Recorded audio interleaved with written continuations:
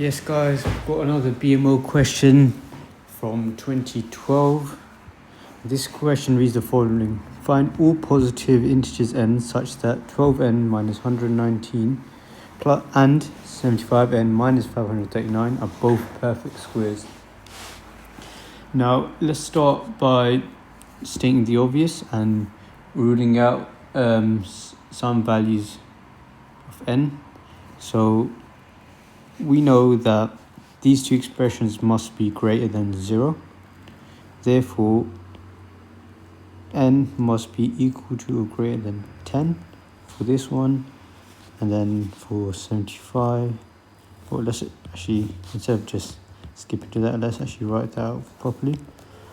12n minus 119 is greater than, or actually it can't be equal to, because it's just positive integers. So 12n is greater than 119, therefore n must be greater than 10. Now for 75n minus 539 is greater than 0. Rearrange 39, and this gives us 75 times 6 is 600. Is that right? No, it's not. 75 times 6, what is that? And 450. So we can say that n is greater than, well, what's 75 times 7? 525. So n, yes, n must be greater than 7. And here, well, n here actually must be greater than 9, because n can actually be 10 in this case. Alright, now we are told that these numbers are both perfect squares. We are also told, well, we can infer that these are not equal. We just need to make that clear. So let's write this in terms of a and b, a squared and b squared. So we have 75n minus 539. Let's let that equal a squared. And 12n minus 119 equals b squared. Now let's establish that a squared is greater than b squared for, well, where n is greater than 9. Yep, a squared must be greater than b squared. And we can just see that 75n minus 539 will always be bigger than 12n minus 119 for any value above 9. Test that. Now from here, well, we've got a squared and we've got a b squared. And obviously two squares, and I'm trying to make a link between them. I'd always go ahead and try forge difference of two squares. Yet if I go ahead and direct it to a squared minus b squared, I've still got some terms that that are there. We'll have everything in terms of a, b, and n. So instead, I should look to get one of the terms to disappear. So 75 and 12. Well, let's look for the lowest common multiple. So we can write 12 as 2 times 2 times 3. 75, what can we write 75 as? 3 times 5 times 5. So the lowest common multiple here would be, we have 2 squared times 3 times 5 squared, which equals 300. And that's our lowest common multiple. So now let's try to have 300n in both of our equations. So for our first equation, let's take this one. Alright, ignore that. For our first equation, let's times that by 6 to get, 4 to get 300n. So we have 300n minus 539 times 4, that is minus 2,156. That equals 4a squared. Now for our second equation, where we've got b squared, we need to multiply by 25. So we have 25b squared equals 300n, of course, minus 25 times 12. So now, what are we doing? We're doing 25 times 119. So we've got, let's do 19 times 25. 1900 divided by 4. 950. Again, divide that by 4. We've got 475. And then there was 100, so we plus that to 2500. 5792 minus 2975. That's fine. Now we've got 4a squared minus 25b squared. Notice how these are both squares, so we can go ahead and use difference of two squares.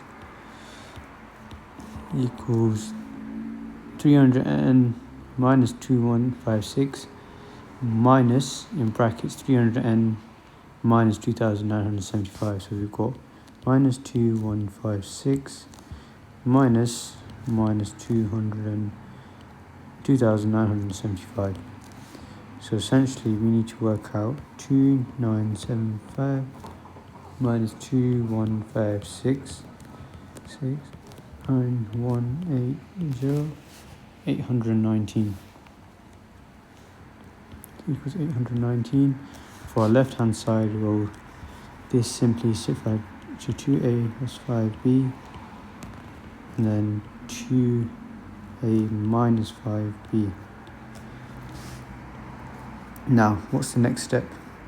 Well, we need to find solutions for a and b, and the way we do this is, well, let's call 2a plus 5b x and 2a minus 5b y. We need to find pairs of factors and compare them with 2a plus 5b and 2a minus 5b.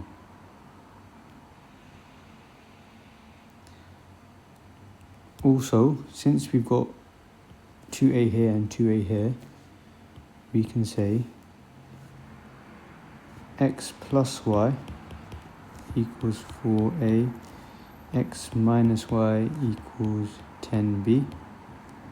So we know that the sum of the factors must be a multiple of 4, and the difference of the sums, so we have the x, let's state that x is larger than y.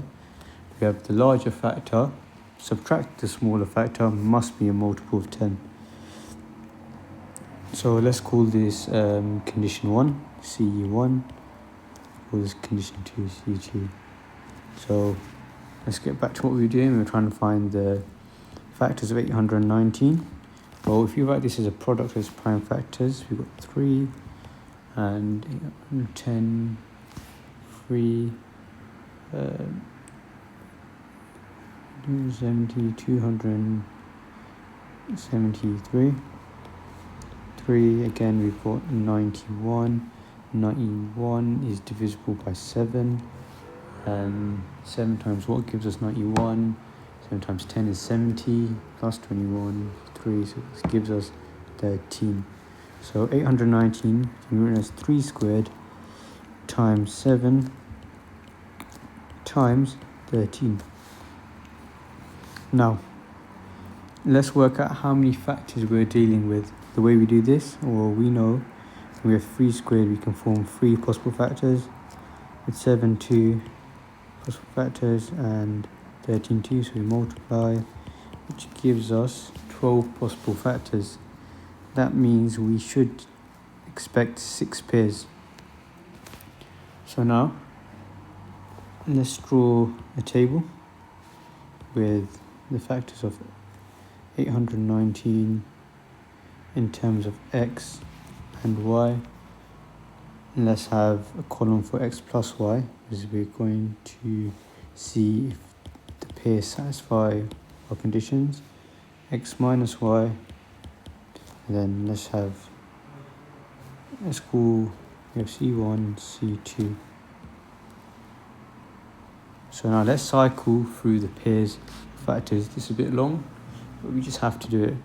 So let's start with y, where y is less than x. So the first obvious factor of 819 is 1. And then obviously 819. Let's check our 819 in terms of its prime factors. So the next one will be 3. And then 819 divided by 3 is just 273. The next one will be 7, which is 3 squared, 9 times 13, which gives us 117. 9, 3 squared, which comes to 3 squared. 819 divided by 9 is 7 times 13, so that is 91. What's our next factor? 13. So if we have 819 divided by 13, that will give us 3 squared times 7, which is 63. Our next factor would be 7 times 3, which is 21. And 21, 890 divided by 21 gives us 3 times 13, which is 39. And look, we've got our 6 pairs that we were after. And that's perfect.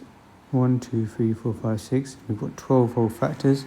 So now we can go ahead and check if if x and y satisfy the conditions that we had above. So what is x plus y for each thing? So we have 820 here, 276, 124, 100, 76, and 60.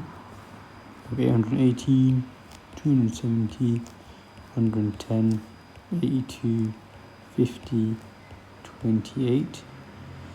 Now what's our first condition? That each of these numbers are a multiple of 4. Let's go through and check.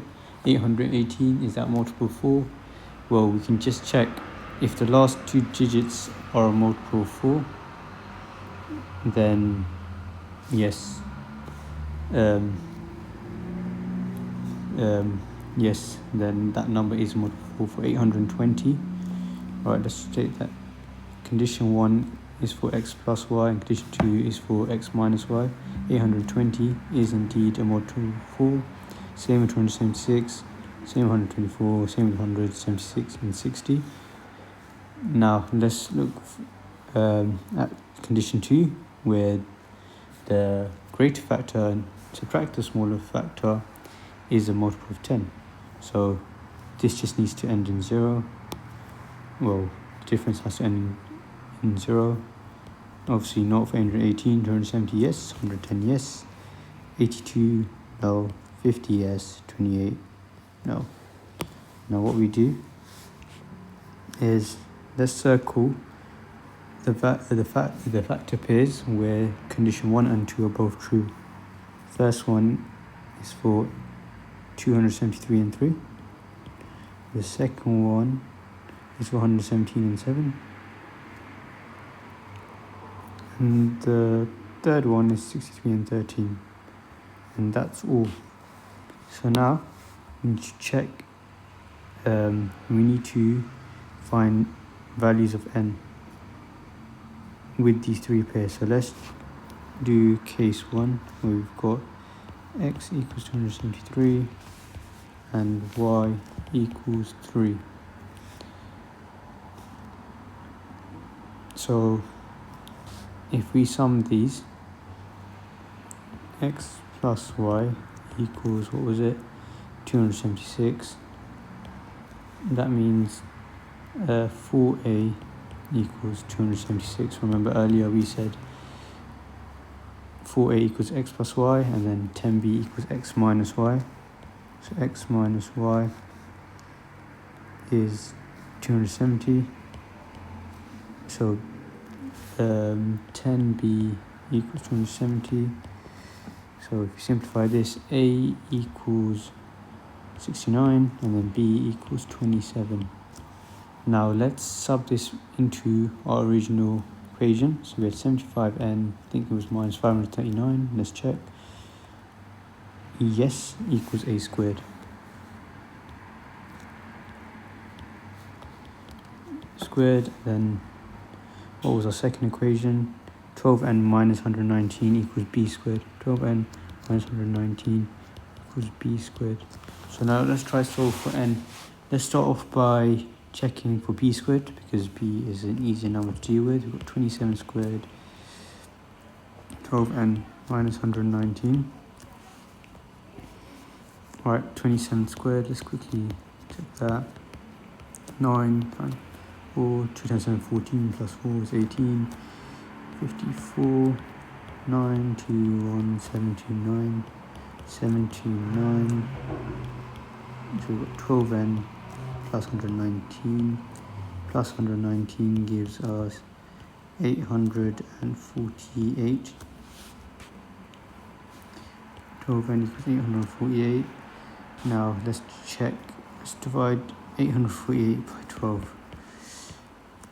So we've got 84 divided by 12. This is quite nice, gives us 7. 8 divided by 12, well, that doesn't work. We've got a remainder.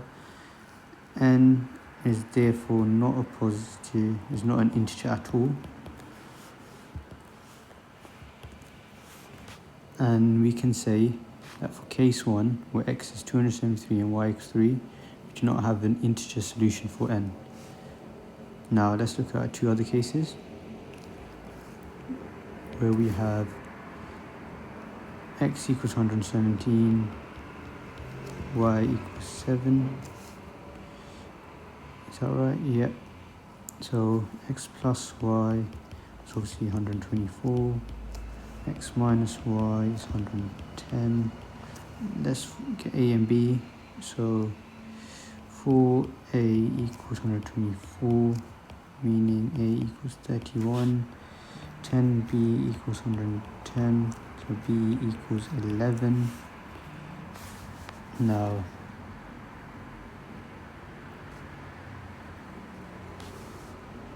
we know that, let's bring in our equations again for a squared and b squared.